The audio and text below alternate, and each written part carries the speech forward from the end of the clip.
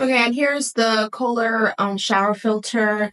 This part here is removable, so I can change this out. It says it has a 6 month life on it, but I really think it's much less than that. We experience reduced water pressure after about, I don't know, like 4 to 5 months. So we know now that you probably won't get the full 6 months. I do see like some residue and film on here that just might be from just hard water. I'm not really sure. So like I said, this thing does a good job as indicated on the test for reducing chlorine. But as far as reducing anything else that you might care about, I don't think it does anything. You're better off just getting a water softener. Okay, so I wanted to note that you can just kind of twist this and it comes out. Okay, so I just want to remind you that when you're installing the refill cartridge, there's going to be a little plastic barrier here that's going to be here for you to remove. But you want to make sure that you remove this top here because your shower will not turn on. It will not flow water if you don't remove this. And there's nothing in the packaging that tells you to remove this. So just make sure that you remove this and then you can go ahead and install your cartridge.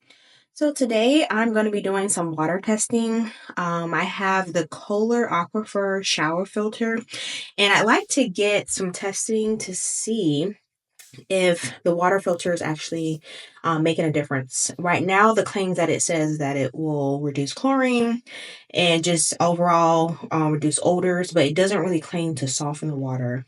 So I'm just doing some testing today. I have an H2O okay drinking water analysis kit, and the thing that I'm most concerned about is the 6 test kit because it really tests for total hardness, it tests for total chlorine, alkalinity, pH, nitrite, and nitrate. I will not be drinking this water. This is solely just for showers, in particular for my hair and like skin and all that stuff. So let's go ahead and test the water.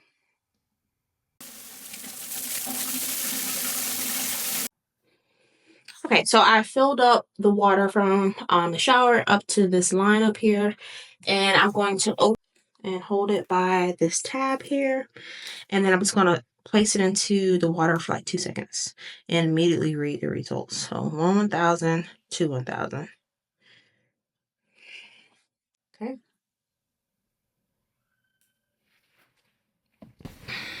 And let's see what the results are. So here's our results. Looks like the chlorine is probably okay. The water hardness tends to be, I mean, it's not extremely hard. And then I would say alkalinity would probably be in the 0 range. pH would probably be a little bit more acidic.